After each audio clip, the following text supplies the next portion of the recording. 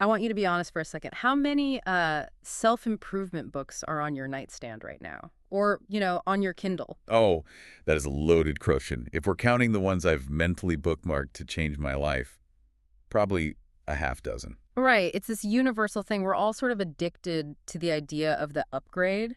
We feel like if we just meditate a little harder or maybe wake up at 5 a.m., we'll finally get to this magical place called peace of mind. It's this feeling that we're broken projects that need fixing. Like our internal life is a home renovation show or something. Exactly. Just knock down a few walls and Okay. suddenly happiness. But what if that whole map is, well, what if it's upside down? What if peace isn't a destination at all? What if it's the ground we're already standing on and we're just too busy looking for a new place to stand? It's a radical thought. And that's what we're getting into today. We are doing a deep dive into a really fascinating set of texts, the original screen and the primordial screen.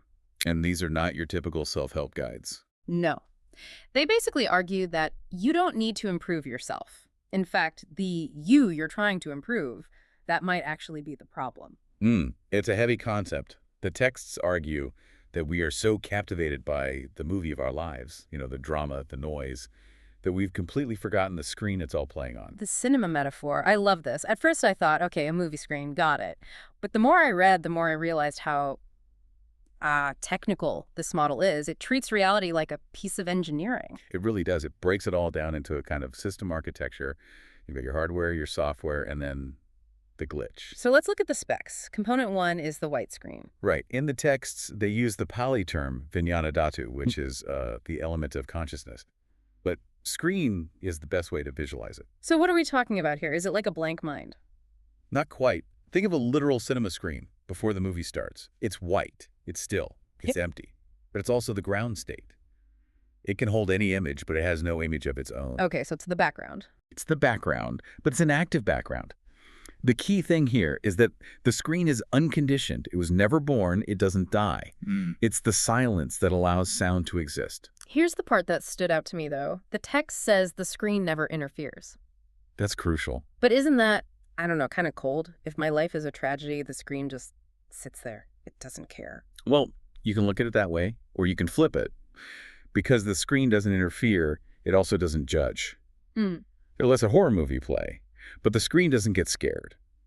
A fire can appear on screen, but the screen itself doesn't get burned. It is the ultimate unconditional support. Okay, I can see the appeal of that kind of stability, especially when my own life feels like a dumpster fire. We all feel that way. But I don't feel like a white screen. I feel like the fire. I experience noise, anxiety, deadlines, joy. I don't see any white space. And that takes us to component 2, the projected images. The phenomena. Yes. Sights, sounds, thoughts, emotions, everything you perceive. This is the projector running, and it's fueled by, well, by life, karma, biology, your environment. So the projector is just life happening. It's the content of life. But here's the thing about these images, and this is where it gets a little weird. They are not continuous. What do you mean by that? The text describes them as flashing, rising and falling at an incredible speed. Think of the frame rate of a film. A movie looks smooth, but we know it's just, 24 still images a second? So you're saying my consciousness isn't a stream, it's a strobe light. Functionally, yes. A flash of sight, a flash of a thought, blinking in and out of existence constantly. I have to push back on that. It just doesn't feel choppy. When I'm angry, that anger feels like a solid block. It feels like a continuous story. I am annoyed. And that feeling, that is the illusion. That's the most critical part of this whole model. Why do the flashing frames feel like a coherent movie? Which brings us to component 3, the villain of the piece. Component 3, the glue. The glue. In Pali, it's called upadana, clinging, attachment. But glue is just such a perfect word for it. It's the mechanism that takes all those separate flashes of data and pastes them together. Okay, can we make that more concrete? Let's say I get a passive-aggressive email from my boss. Perfect. So what actually happens in terms of raw data? First, there's a visual contact, shapes on a screen, that's one flash, gone. Okay. Then a cognitive flash. Those words mean my work is bad, gone. Then a physical sensation, maybe your stomach drops. Another flash. But that all happens in a nanosecond. It does. Yeah. But without the glue, those would just be isolated events, a shape, a thought, a sensation. They would just rise and fall. Yeah. But upadana, the glue, steps in. It grabs them, stitches them together, and adds a character. It says, This is happening to me. It creates the story. My boss hates me. I'm going to get fired. I'm a failure. Exactly. The glue creates the continuity. It creates the I who is suffering. Without the glue, there's just a sensation of heat. With the glue, it becomes my anger. So the glue is the storyteller. The storyteller that insists the story is real and that you are the main character.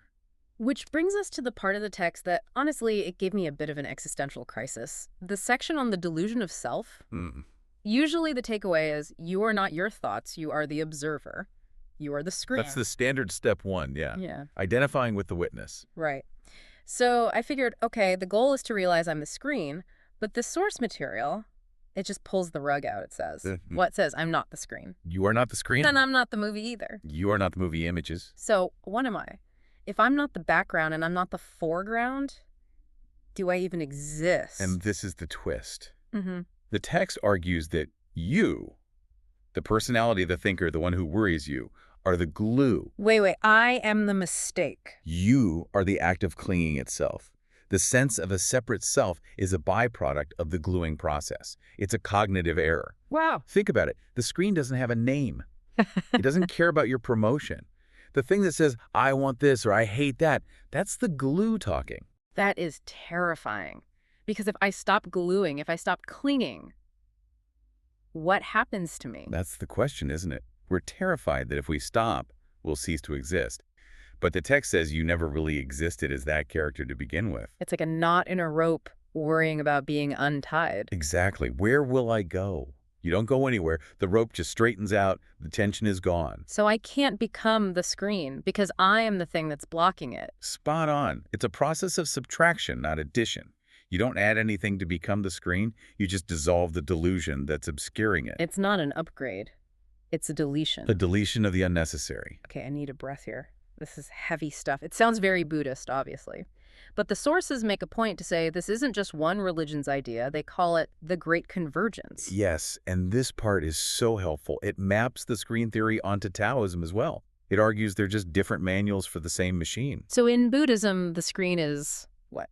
In Buddhism, they talk about Pabasaritsita, the luminous mind, the idea that the mind is naturally pure like gold. The defilements, greed, hatred are just mud on top. You don't polish the gold, you just wash off the mud. The shine is already there. The shine was always there. And in Taoism, the screen is the Tao, the formless emptiness, the mother of all things. Yeah. Returning to the roots. Exactly. We've strayed into the branches, the noise, the complexity, and peace is found by sinking back into the root. The stillness that was always there. So whether it's the Tao or the luminous mind, it's the operating system of the universe. It is. And right now, we're running so many apps, worry.exe, ambition.app, that we can't even see the desktop anymore. That is painfully accurate. So, okay, we have the theory. But how do we actually do this? I have a job, I have bills, I can't just dissolve my glue. The text talks about declutching. Declutching. This is the actionable part. It sounds mechanical, like a car. It's a perfect metaphor. Think about a manual transmission. The engine is revving. That's life, the projector, spinning at 6,000 RPM. If the clutch is engaged, the car lurches forward. You're driven by the chaos. Right. But if you press the clutch pedal... The engine is still revving, the noise is still there, but the wheels aren't turning. Exactly. You've disconnected the powertrain. Yeah. The chaos is happening, but it isn't moving you. You see the angry thought, but you don't buy it. You feel the anxiety, but you don't build a story around it. Is that what mindfulness is? Observation? It's observation with a specific intent to break the glue. Think about watching a really scary movie. Your heart is pounding. What do you do to calm down? I look away, or I tell myself, it's just a movie, that's fake blood. That is a micro moment of declutching. Sure. You remind yourself of the medium, this is just a projection, and the fear loses its grip. The movie is still playing, but you are no longer the victim. So when life gets scary, I just have to look at my thoughts and say, this is just the movie. That's the practice. But does that make you passive? If I declutch, do I stop paying my bills? Do I stop caring if my kids are sick? That's the fear, isn't it? That I'll become a zombie. It's the most common objection, and the text has another great analogy for this, the fan blade. A fan blade. Imagine a ceiling fan spinning on high.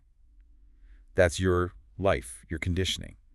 If you pull the plug, if you stop the condition, glue, does the fan stop instantly? No, it keeps spinning from momentum. Exactly. The momentum of your life continues. You still go to work, you still pay your taxes. The projector is still running, but the energy source, that desperate neurotic need for things to be different, has been cut. So you're acting but not reacting. You're doing what needs to be done, but you're not suffering over the results. You can actually enjoy the movie more when you know it's a movie. You can watch the tragedy without being destroyed. And you can watch the comedy without being terrified that it's going to end. Okay, so there's one last thing I want to touch on. The end game. What happens when the fan finally stops spinning? The text describes the screen as being left ownerless. Yes. This is the state of nirvana as the source describes it. Ownerless. That word just, it's stuck with me. We spend our whole lives trying to own things. Our house, our reputation, our identity. And the ultimate freedom is realizing the foundation of it all belongs to no one. Think about the relief in that. If you own something, you have to protect it. You have to worry about losing it. If the screen is ownerless, it's free. It needs no defense. When the glue is gone and the projector stops, there is just the screen. Infinite, bright, silent. And there's no me there to enjoy it. No, but there is also no me there to be anxious or bored or afraid. Yeah. There is just peace. It's the silence after the credits roll. But eternal. Wow. Okay. That certainly puts my traffic jam this morning into perspective. We've covered a lot of ground here. For the person listening right now, maybe doing the dishes, what's the one thing they should take away from all this? I would say this. You don't need to go anywhere special.